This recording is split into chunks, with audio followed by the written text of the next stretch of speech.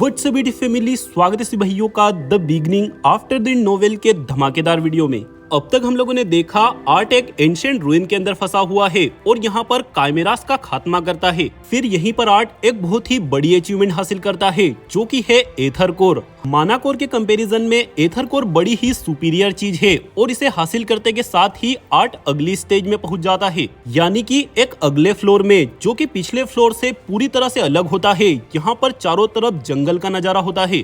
Art पीछे मुड़कर gate को देखता है जो कि गायब हो चुका है, यानी कि अब आर्ट को इस स्टेज को पार करना है। वीडियो शुरू करने से पहले मोतीलाल भाई का दिल से शुक्रिया एक्स्ट्रा सपोर्ट के लिए। भाई ने लेफ्टिनेंट लेवल वाली मेंबरशिप ली है, इसीलिए भाई का थैंक्स। आज के वीडियो की बिल्कुल ही स्टार्टिंग में बंद देखते हैं आर्ट शांति से कह रहा होता है, जैसे हम आए हैं वैसे वापस तो नहीं जा सकते, लेकिन एक बात अच्छी है, यहाँ का माहौल खुला खुला है। चौकन्ना होते हुए आर्ट और रेगिस यहाँ पर घूमने लग जाते हैं और इस जंगल के बारे में पता करने लग जाते हैं। ये जंगल दिखने में तो काफी खूबसूरत होता है, लेकिन टाइम टाइम पर एक पेड़ से दूसरे पेड़ पर कुछ शेडोज गुजर रही होती है, यानी कि यहाँ पर कुछ ऐसे क्रीचर्स मौजूद है जिनकी स्पीड डिकेथिन के एस क्लास वाले माना बिस्ट से भी ज्यादा होती है। यहाँ का माहौल तो काफी शांत होता है। रेगिस घूम घूम कर मजे करने लग जाता है, लेकिन आर्ट बिल्कुल भी शांत नहीं रहता। रेगिस कहता है, मैं तो यहाँ पर दो पूंछ वाले बंदरों के अलावा और कुछ भी नहीं देख पा रहा हूँ। क्या तुम उन नीले ओप्स को देख पा रहे हो? मुझे तो लगता है वो पानी है। आर्ट अपना सिर हिलाकर हाँ में इशारा करता है और लगातार खतरे का अंदाजा लगाता रहता है। क्या तुम थोड़ा रिलैक्स नहीं हो सकते? भले यहाँ पर लोमड़ी जैसी हॉट डीमंस नहीं है, लेकिन पिछली जगह के कंपैरिजन में तो ये जगह जन्नत है। आर्ट कहता है, तुम सिर्फ रिलैक्स इसलिए हो पाते हो क्योंकि तुम्हारे पास कोई रियल बॉडी नहीं है। ये कहते हुए आर्ट और रेगिस और आगे बढ़ते हैं। आर्ट नोटिस करता है यहाँ पर कोई भी पर्टिकुलर शिकारी जानवर नहीं है। तभी अचानक से रेगिस की नजर एक फ्रूट के ऊपर पड़ती है। यहाँ मेरे पास आओ। ऐसे ही एक फ्रूट को मैंने उन बंदरों को खाते हुए देखा था। आर्ट रेगिस की तरफ आंखें उठाता है जैसे कि कह रहा हो, क्या तुम चाहते हो मैं भी इसे बंदरों की तरह खाने लग जाऊं? रेगिस कहता है कमोन, वैसे भी मैं थोड़ी ना हूँ जिसे कि कुछ खाने की जरूरत है। आर्ट इस फ्रूट को देखते हुए काफी सोचने लग जाता है क्योंकि इसे खाना काफी ज्यादा रिस्की है। यहाँ पर मौजूद बंदरों और आर्ट की एनाटोमी में जमीन आसमान का फर्क हो सकता है, लेकिन जितना ज्यादा आर्ट इस फ्रूट को देख रहा होता है उतना ही आर्ट को याद आता है कि उसने कई दिनों से कुछ भी नहीं खाया है और साथ ही साथ इस फ्रूट के अंदर से पर्पल कलर का ओरा भी निकल रहा है, यानी कि इसके अंदर भी एथर मौजूद है। आर्ट को अपनी बॉडी के लिए एनर्जी एथर कोर से मिल जाती है, जिससे कि बिना खाए भी आर्ट काफी लंबे समय तक सरवाइव कर सकता है, लेकिन फिर भी खाने की जरूरत तो पड़ती ही है। फ्रूट को देखते हुए आर्ट दम तोड़ देता है और लालच जीत जाती है। फटाक से पेड़ के ऊपर चला जाता है उस फ्रूट के पास और आर्ट यहाँ पर एक चीज नोटिस करता है। आर्ट के वेट के बावजूद भी इस पेड़ की डालियां बिल्कुल भी बेंड नहीं हो रही होती, जिससे कि आर्ट का काम आसान हो गया है। और फिर जैसे ही आर्ट अपना हाथ आगे बढ़ाता है फ्रूट को तोड़ने के लिए, अचानक से ही आर्ट हवा में कुछ नोटिस करता है। तुरंत अपना हाथ पीछे कर लेता है और वहीं पर उसी जगह पर एक मॉन्स्टर को अपना मुंह बंद करते हुए देखता है। जो ऑरेंज कलर का फ्रूट था वो एक जाल था और उसी फ्रूट को आर्ट मॉन्स्टर के मुंह के अंदर देखता है। तुरंत आर्ट पीछे हट जाता है और इस मॉन्स्टर से लड़ने के लिए तैयार हो जाता है, लेकिन ये मॉन्स्टर कोई भी अगला हमला नहीं करता और अपने मुंह को खोलकर फ्रूट को बाहर निकालकर वापस पूरी तरह से ट्रांसपेरेंट हो जाता है। नीचे से रेगिस हंसते हुए कहता है, उप्स भाई भाई, लगता है गलती से मिस्टेक हो गया। आर्ट कहता है, अब अगली बार से सारी चीजें पहले तुम चेक करोगे, ठीक है ना? आर्ट थोड़ा नाराज हो जाता है, लेकिन अभी भी उस फ्रूट को लेकर आर्ट की लालच गई नहीं होती। जैसे आर्ट उस फ्रूट के करीब पहुंच गया था, एथर कोर के अंदर भी एक्साइटमेंट हो रही थी। इसका मतलब आर्ट जानता है कि वो फ्रूट कोई पूरी तरह से बेकार या फिर नकली चीज नहीं है। ओए रुको, तुम वापस कहाँ जा रहे हो? रेगिस देखता है आर्ट उस ब्रांच के पास वापस पहुंच भी गया है। जैसे आर्ट अपना हाथ आगे बढ़ाता है, दोबारा से वो मॉन्स्टर अपना मुंह बंद करता है और इस बार ज्यादा स्पीड से। आर्ट इस मॉन्स्टर की ट्रांसपेरेंट बॉडी के ऊपर पंच मार देता है, ये सोचकर कि इससे तो ये बेहोश हो जाएगा, लेकिन ये देखकर आर्ट सरप्राइज हो जाता है। आर्ट का हाथ इस मॉन्स्टर के आर पार चला जाता है और आर्ट नीचे गिरने वाला होता है, लेकिन डाली को पकड़कर अपने आप को बचा लेता है और जब तक अपने आप को वापस स्टेबल करता है, वो मॉन्स्टर दोबारा से अपना मुंह खोलकर फ्रूट को बाहर निकालकर तैयार हो जाता है। रेगिस कहता है, बहुत बढ़िया, जब सबसे पहली बार तुमने मुझे मारने की कोशिश करी थी तब भी तुम्हारा ऐसा ही चेहरा बना था। आर्ट कुछ रियलाइज करता है, अरे हाँ तुम सही कह रहे हो। आर्ट एक बार फिर कोशिश करता है, लेकिन इस बार आर्ट के हाथ में चोट आ जाती है क्योंकि आर्ट अपना हाथ टाइम पर पीछे नहीं खींच पाता। फिर अपनी बॉडी के अंदर एथर रिलीज करता है और इसके बाद इस मॉन्स्टर के ऊपर पंच लगाता है। आर्ट को ऐसा फील होता है जैसे कि उसका पंच किसी लिक्विड से पास हो रहा है, लेकिन इस बार आर्ट इसकी बॉडी को टच करने में कामयाब हो जाता है। दर्द के मारे अचानक से ये मॉन्स्टर बहुत जोर की चीख मारता है, जिससे कि आर्ट का बैलेंस खराब हो जाता है। आर्ट तो अपने आप को संभाल लेता है, लेकिन इस मॉन्स्टर की चीख में इतना दम होता है कि बेचारे रेगिस को बेहोश कर देता है। आर्ट इस मॉन्स्टर को फिर एक पंच लगाता है और जैसे ही अपना मुंह खोलता है, इसके फ्रूट को बाहर खींच लेता है। फिर आर्ट नीचे पहुंचकर कहता है, आखिर ये किस टाइप का अजीब क्रीचर था। रेगिस को चेक करता है, जो कि जमीन पर पड़ा हुआ था, और धीरे से उसे होश आ जाता है। आखिर क्या हुआ था। आर्ट फ्रूट को आगे करता है और कहता है, मुझे ये मिल गया, हाहा। रेगिस फ्रूट को ध्यान से देखते हुए कहता है, मैं तो ये सोच रहा हूँ क्या ये खाने लायक है भी या नहीं। आर्ट कहता है, ये पता करने का तो सिर्फ एक ही तरीका है, और इस फ्रूट की बहुत ही छोटी सी बाइट लेता है। आर्ट सोचता है, अगर मेरे पास इतनी एडवांस बॉडी नहीं होती तो मैं तो इसे खाने की हिम्मत भी नहीं करता। फिर इस बाइट को चबाने लग जाता है। इस फ्रूट का टेस्ट एकदम नींबू जैसा खट्टा होता है, लेकिन फिर भी बढ़िया है। चबाने के जैसे ही बाद आर्ट इस फ्रूट को निगलता है, आर्ट की बॉडी में सडन चेंज महसूस होता है। आर्ट की बॉडी में तेज दर्द उठता है। आर्ट की बॉडी कांपने लग जाती है और जमीन पर गिर जाता है। एथर कोर धीरे धीरे फ्रूट को एब्जॉर्ब करने लग जाता है और ये देखकर रेगिस भी घबराने लग जाता है। तभी अचानक से आर्ट का ध्यान रेगिस के पीछे जाता है, पेड़ों के ऊपर जो कि हिल रहे होते हैं। आर्ट को बहुत ही तेज बहुत सारी फुट स्टेप सुनाई दे रही होती है, जैसे कि कोई इनकी साइड पर बढ़ रहा है। टाइम के साथ साथ वो फुट स्टेप्स की आवाज लगातार बढ़ते जा रही होती है, यानी कि जो भी चीजें ये आवाजें कर रही हैं, तेजी से इन लोगों के पास बस आने में है। कोई ना कोई तो आ रहा है। आर्ट बड़ी ही दर्द भरी आवाज में कहता है और मुश्किल से अपने पैरों पर खड़ा हो पाता है। रेगिस थोड़ा घूमकर चेक करता है कि इन लोगों की साइड पर कौन आ रहे हैं, और रेगिस के चेहरे का कलर ही उड़ जाता है। आर्ट सोचता है, उस फ्रूट के कारण मेरी कंडीशन बहुत ही बेकार हो चुकी है। जो कोई भी इस साइड पर बढ़ रहे हैं, मैं उनसे कभी नहीं फाइट कर सकता। मुश्किल से आर्ट को एक पेड़ के पास बढ़िया सी जगह मिल जाती है छुपने के लिए, और आर्ट और रेगिस वहीं पर छुप जाते हैं। आर्ट की धड़कनें लगातार तेज हो रही होती है, क्योंकि उन पैरों की आवाजें लगातार बढ़ते जा रही होती है और काफी जोर से आ रही है। आर्ट कहता है, आखिर अचानक से ऐसा क्या हुआ जिससे कि हमारी तरफ ध्यान केंद्रित हुआ। क्या ये सब उस फ्रूट की वजह से हुआ? नहीं, ये सब उसी क्रीचर की वजह से हुआ है जिसने मरने से पहले बहुत तेज चीख मारी थी। ये सोचते हुए आर्ट को एक बात क्लिक होती है। यहाँ पर मौजूद 2 पूंछ वाले बंदर, वो ट्रैप मॉन्स्टर और बाकी सारी चीजें इस फ्लोर पर बिल्कुल भी शोर नहीं मचाती। सभी ऑर्गेनिज्म कुछ इस अंदाज में अडेप्ट हो चुके हैं कि उन्हें बिल्कुल भी शोर नहीं मचाना पड़ता। जरूर से इसका कारण सरवाइव करना है उन्हीं बीस्ट के खिलाफ जो कि इस वक्त हमारी साइड पर बढ़ रहे हैं। जरूर से वो मॉन्स्टर आवाज से सेंसिटिव है। आर्ट यही बात रेगिस को भी बताता है। रेगिस इशारे से कहता है, ठीक है। वो मॉन्स्टर्स काफी करीब आ चुके होते हैं। आर्ट समझ पा रहा होता है कि वो उसी मॉन्स्टर को ढूंढ रहे हैं जिसने चीख मारी थी। आर्ट मन में कहता है, जिस लेवल का प्रेशर ये मॉन्स्टर इमिट कर रहे हैं, उन काइमेरास के कंपैरिजन में अलग ही लेवल पर है। रेगिस के पास तो कोई रियल बॉडी नहीं है, इसके बावजूद भी डर के मारे आर्ट के अंदर एकदम दुबक के छुपा हुआ होता है। जैसे वो मॉन्स्टर्स एकदम करीब पहुंचते हैं, फाइनली आर्ट भी उनको देख पा रहा होता है। इतनी पूरी देर से आर्ट को लग रहा होता है कि मॉन्स्टर्स का एक झुंड है, लेकिन ऐसा नहीं होता। यहाँ पर सिर्फ एक अकेला मॉन्स्टर होता है जो बीस्ट आर्ट के सामने मौजूद होता है। काइमेरास के कंपैरिजन में डर के मामले में एक अलग ही लेवल पर होता है। आर्ट सोचता है जैसे कि ये बीस्ट किसी डीमन के डरावने सपने से बाहर आया हो। ये बीस्ट मॉन्स्टर एक मिलीपीड होता है जिसका की साइज एक बुलेट ट्रेन जितना बड़ा होता है। इसके सारे के सारे अनगिनत पैर आर्ट की हाइट से दुगने लंबे होते हैं। बनावट में ये लगभग ट्रांसपेरेंट टाइप का है और पर्पल कलर की लाइट इमिट कर रहा है। बॉडी पर कोई भी मजबूत सेल नहीं दिखाई दे रहा होता। इसके बावजूद भी मोटी मोटी ब्रांचेस से भी खरोचे जाने पर इसका कुछ भी नहीं बिगड़ रहा होता। आर्ट समझ जाता है इसे मारना बिल्कुल भी आसान नहीं होने वाला। ये मिलीपीड अपने शिकार को ढूंढ रहा होता है और इतने बड़े साइज के बावजूद भी बड़ी ही तेजी और सफाई से आगे बढ़ रहा होता है।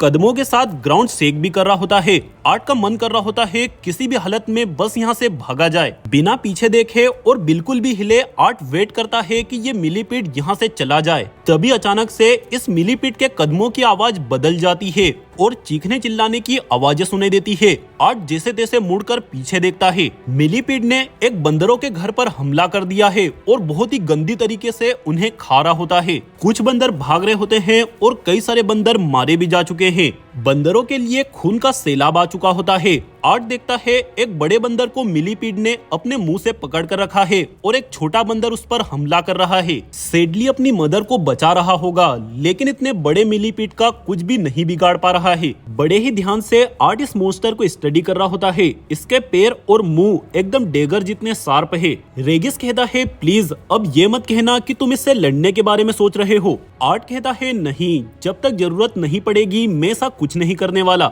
यहाँ पर लगभग 1 दर्जन से ज्यादा बंदर होते हैं जो कि एथर से कवर होते हैं, लेकिन मिलीपीड का कुछ भी नहीं बिगाड़ पाते। कुछ बंदरों ने शार्प पत्थरों की मदद से फाइट करने की कोशिश करी थी, लेकिन ये मिलीपीड पत्थर समेत उन्हें खा जाता है। मिलीपीड की बॉडी ट्रांसपेरेंट होती है, जिस कारण से आर्ट क्लियरली बंदरों और पत्थरों को उसकी बॉडी के अंदर देख पा रहा होता है। मरे हुए बंदरों का एथर एब्जॉर्ब होकर मॉन्स्टर को मिल रहा होता है और जो पत्थर होते हैं उनके चारों तरफ एक पर्पल कलर का ग्लो दिखाई देने लग जाता है, किसी तरीके की कवरिंग की तरह। जैसे ये मॉन्स्टर यहाँ से चला जाता है, आर्ट कुछ घंटों तक उल्टी डायरेक्शन में आगे बढ़ता है और यहीं पर अब आर्ट के पास काफी टाइम होता है अपने फ्रूट को पूरी तरह से एब्जॉर्ब करने के लिए। सबसे पहली बाइट का एक्सपीरियंस बिल्कुल भी अच्छा नहीं था, लेकिन इस फ्रूट के अंदर काफी ज्यादा एथर मौजूद है जो कि वर्थ इट है। धीरे धीरे करके आर्ट पूरे फ्रूट को खत्म कर देता है और सारा का सारा एथर आर्ट के एथर कोर में पहुंच जाता है। फ्रूट को खाने से सबसे इंटरेस्टिंग बात ये हुई होती है कि आर्ट कुछ नोटिस करता है। आर्ट की बॉडी में जितना भी एथर मौजूद था उसके अंदर पर्पल के साथ साथ थोड़ा लाल कलर मिक्स था। वो लाल कलर थोड़ा कम हो चुका होता है। आर्ट को ये तो नहीं पता इस कलर का मतलब क्या है, लेकिन आर्ट की ताकत जरूर से बढ़ चुकी होती है और आर्ट लगातार आगे बढ़ते जा रहा होता है। यहाँ पर सूर्य न होने के कारण आर्ट को टाइम का कोई भी अंदाजा नहीं लग पा रहा होता है, लेकिन इतना पता होता है कि टाइम नॉर्मल स्पीड से ही बढ़ रहा है। एग्जिट को ढूंढते हुए आर्ट इस फॉरेस्ट में काफी आगे आ चुका होता है, लेकिन कुछ भी नहीं मिल पा रहा होता। आर्ट के दिमाग में उसी मिलीपीड के ख्याल चल रहे होते हैं कि उन बंदरों के एथर को उसने किस तरह से एब्जॉर्ब कर लिया था और उन पत्थरों के आसपास ग्लो क्यों चमक रहा था। अचानक से रेगिस आर्ट को ख्यालों से बाहर निकालता है। आर्थर, मैं सोच रहा था क्यों न हम अपने कॉम्बो अटैक का एक बढ़िया सा नाम सोचे। बैटल के दौरान जब भी मैं तुम्हारे हाथ के अंदर जाता हूँ तो उसके लिए हमारे पास एक बढ़िया सा नाम होना चाहिए। यह सुनकर आर्ट का फर्स्ट रिएक्शन होता है कि रेगिस की बात बकवास है, लेकिन फिर उसे रियलाइज होता है कि इसके भी फायदे हैं। आर्ट कहता है ठीक है, क्या तुम्हारे दिमाग में कोई सजेशंस है? अरे वाह, सीरियसली? मुझे तो लगा कि मेरी बात अभी भी तुम्हें बकवास ही लगेगी। यह सुनकर आर्ट अपना हाथ एथर में तैयार कर लेता है रेगिस को मारने के लिए। रेगिस पीछे हटते हुए कहता है ठीक है, तो फिर कैसा रहेगा एथर एक्सप्लोजन पंच? आर्ट कहता है ना। रेगिस कहता है तो फिर एथेरिक वॉइड बस्टर ये कैसा है? रेगिस एकदम ही बकवास नाम बता रहा होता है, जो कि सचमुच में बकवास है। आखिर तुम इतने घटिया नाम ला कहां से रहे हो? रेगिस कहता है तुम्हारी पुरानी लाइफ की मेमोरीज से, जब तुम आर्केड गेम्स खेला करते थे। चलो ठीक है, अब मैं थोड़ा सीरियस होकर सिंपल नाम बताता हूँ, फिस्ट स्टाइल या फिर फिस्ट ऑफ होम ये कैसा है? आर्ट का एकदम दिमाग खराब हुए जा रहा होता है और रेगिस को एकदम चुप बिठा देता है। फिर कुछ देर सोचने के बाद खुद से ही एक नाम सजेस्ट करता है, कैसा रहेगा गॉन्टलेट फॉर्म? रेगिस एकदम एक्साइटमेंट के साथ कहता है बहुत बढ़िया, ऐसे किसी नाम की तो मैं बात कर रहा था। आर्ट पीछे देखते हुए कहता है जरा धीरे, तुम बहुत जोर से चिल्ला रहे हो। रेगिस कहता है रिलैक्स, मैंने खुद उस बड़े से कीड़े को उसके होल में जाते देखा और हम वैसे भी घंटों दूर आ चुके हैं। आर्ट एकदम सरप्राइज होकर कहता है क्या तुमने उसकी रहने की जगह देखी? रेगिस कहता है हाँ, जब तुम फ्रूट एब्जॉर्ब कर रहे थे मैंने तब देखी थी, वहाँ से एथर एसेंस बहुत ही ज्यादा बाहर आ रहा था। लेकिन एक मिनट, तुमने ये सवाल क्यों पूछा? कहीं तुम वापस जाकर उससे फाइट करने के बारे में तो नहीं सोच रहे हो, है ना? आर्ट का दिमाग का पहिया घूम चुका होता है, लेकिन कहता है एग्जिट ढूंढने पर ध्यान देते हैं। इसी के साथ कई घंटे और बीत जाते हैं। आर्ट और रेगिस इस जंगल में काफी देर तक घूमते हैं, लेकिन बाहर जाने का रास्ता नहीं मिलता। सिर्फ ट्रैप वाले वो फ्रूट्स दिखते हैं, लेकिन आर्ट उन्हें इग्नोर कर देता है क्योंकि वो ज्यादा खास नहीं दिख रहे होते जितना कि सबसे पहला फ्रूट था। बीच बीच में आर्ट आराम भी करता है और सोचता है बॉडी के अंदर आखिर नए चैनल्स कैसे बनाए जाए जिससे कि एथर को बेटर कंट्रोल कर पाए। आर्ट कई घंटे सोचने में भी लगा देता है, लेकिन फिर भी कोई बढ़िया आइडिया या फिर सॉल्यूशन नहीं मिलता। जब भी आर्ट निराश हो जाता है और सिचुएशन टफ लगने लग जाती है, आर्ट सिल्वी के स्टोन को देखने लग जाता है ताकि हिम्मत मिल सके। पिछले कई दिनों में आर्ट रेगिस को स्टोन के अंदर कई बार भेजता है ताकि कोई डेवलपमेंट या फिर चेंज को चेक कर पाए, लेकिन कोई भी बदलाव दिखाई नहीं दे रहा होता।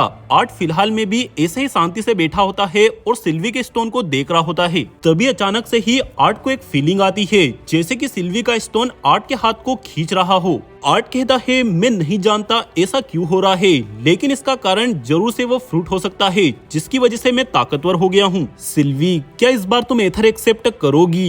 ये कहते हुए आर्ट इस स्टोन के अंदर एथर डालने लग जाता है। कुछ ही मिनटों के अंदर आर्ट अपना पूरा एथर कोर खाली कर देता है और बहुत ही कमजोर महसूस करने लग जाता है। रेगिस आसपास के एरिया को चेक करने गया होता है और वापस आकर कहता है, हे क्या तुम ठीक हो? आखिर तुम्हें क्या हुआ है? आर्ट सिल्वी के स्टोन को देखते हुए स्माइल करते हुए कहता है, मैं पूरी तरह से ठीक हूँ।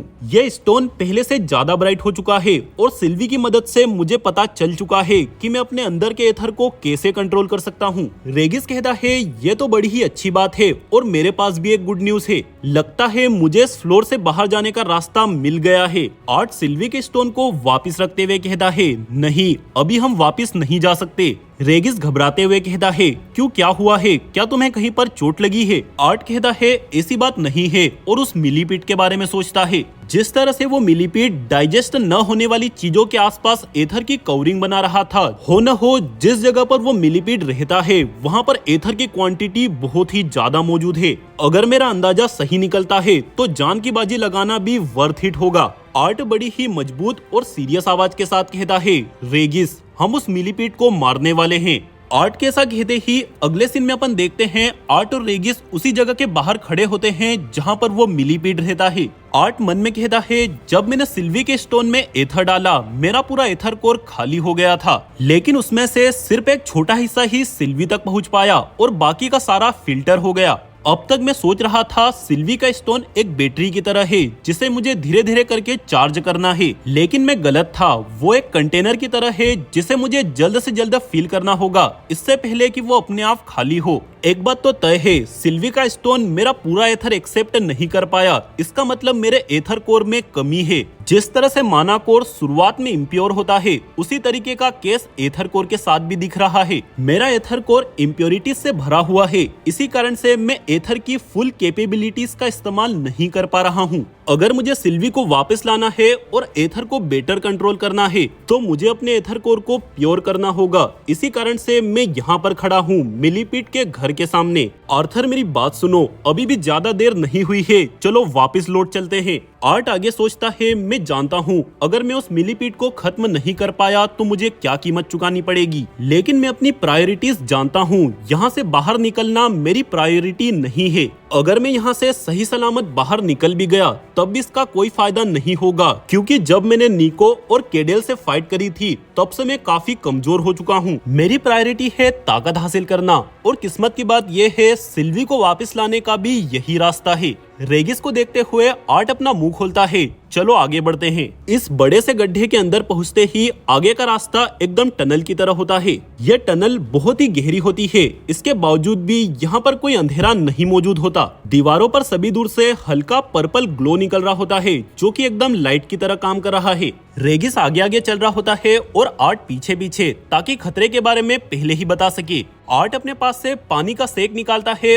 और घूंट लेते हुए रेगिस को फॉलो करने लग जाता है। भाई मैं एक बार फिर से याद दिला देता हूँ, जिस बीस्ट के खिलाफ आर्ट लड़ने जा रहा है वो एकदम बुलेट ट्रेन जितना मोटा और बड़ा है। दिखने में भले ही वो एक कीड़े की तरह है, लेकिन उसका खौफ एक अलग ही लेवल पर है। ये दोनों कोऑर्डिनेशन के साथ गैप्स में आगे बढ़ रहे होते हैं। बार बार रेगिस आगे जाता है और वापस आकर आगे का नजारा बताता है। रेगिस वापस आकर कहता है, आर्थर आगे कुछ है। जैसे ये दोनों आगे बढ़ते हैं आगे जाकर टनल डिवाइड हो जाती है, जिसमें से आर्ट मोटी वाली टनल को चुनता है क्योंकि उसके अंदर से लाइट भी ज्यादा आ रही होती है। फिर थोड़ी दूर और आगे बढ़ने पर आर्ट को अपने सामने हैरान कर देने वाली चीज दिखाई देती है। ये दोनों अपने सामने क्रिस्टल्स पड़े हुए देखते हैं और कोई ऐसे वैसे नहीं, एथर क्रिस्टल्स। ये क्रिस्टल्स यहाँ पर एकदम कचरे की तरह पड़े होते हैं। फटाक से आर्ट एक क्रिस्टल को उठा लेता है जो कि उसके मुक्के जितना साइज का होता है। इन क्रिस्टल्स के अंदर उतना ज्यादा भी एथर नहीं होता जितना कि उस फ्रूट के अंदर था, लेकिन फिर भी अच्छे खासे अमाउंट में होता है और क्रिस्टल भी बहुत सारे होते हैं। आर्ट बस छोटे छोटे 2 क्रिस्टल्स को कंज्यूम करता करता है और इतने में ही उसका एथर कोर पूरी तरह से फुल हो जाता है। फिर छोटे छोटे कुछ क्रिस्टल्स को अपने जेब में रखकर आगे बढ़ जाता है, जो कि फाइट में काम देंगे। जैसे जैसे ये लोग आगे बढ़ रहे होते हैं वैसे ही टनल की पर्पल लाइट भी लगातार बढ़ते जा रही होती है। फिर एकदम लास्ट मोमेंट पर ये लाइट बहुत ही ज्यादा बढ़ जाती है, जो कि इस टनल का एंड हो सकता है। ये दोनों एक दूसरे को टेंशन भरी निगाह से देखते हैं, ये सोचकर कि अब इन लोगों को उस बीस्ट से लड़ना पड़ेगा। उस बीस्ट की हेवी प्रेजेंस लगातार बढ़ते जा रही होती है। ब्रीदिंग को कंट्रोल करते हुए आर्ट अपने आप को शांत करता है और अपने टफेस्ट अपोनेंट के खिलाफ आगे बढ़ जाता है। फिर जैसे ही उस एरिया के अंदर इंटर होता है जहां से बहुत ज्यादा लाइट आ रही है, आर्ट के सामने एक अलग ही लेवल का नजारा होता है। ये टनल एक बड़ी सी केवर्न में ओपन हो जाती है और यहाँ पर चारों तरफ बस एथर क्रिस्टल्स पड़े होते हैं। कई सारे स्टोन्स का साइज आर्ट से भी ज्यादा बड़ा होता है और सभी के सभी बहुत ही भयंकर एथर रिलीज कर रहे हैं। ये क्रिस्टल्स आर्ट के लिए किसी खजाने से कम नहीं होते और तभी आर्ट का ध्यान जाता है उसी बड़े से मिलीपीट के ऊपर। दोस्तों जरा इमेजिन करो, अगर आर्ट यहीं रुककर इतने सारे क्रिस्टल्स को कंज्यूम करे तो उसका एथर कोर क्या ही लेवल पर पहुंच जाएगा। लेकिन ये इतना बड़ा मिलीपीट मॉन्स्टर अभी भी आर्ट के रास्ते में खड़ा है। देखते हैं दोस्तों आर्ट इस मॉन्स्टर का कैसे सामना करेगा। लाइक टारगेट है 500 लाइक्स। दोस्तों इसे कंप्लीट करवा देना, पिछला वाला रह गया था। 500 लाइक्स तो इजी पीजी कंप्लीट हो सकते हैं। खैर दोस्तों चैनल को सब्सक्राइब कर देना और हो सके तो मेंबरशिप ले लेना। मिलते हैं बहुत ही जल्द अगले धमाकेदार वीडियो में। Bye bye.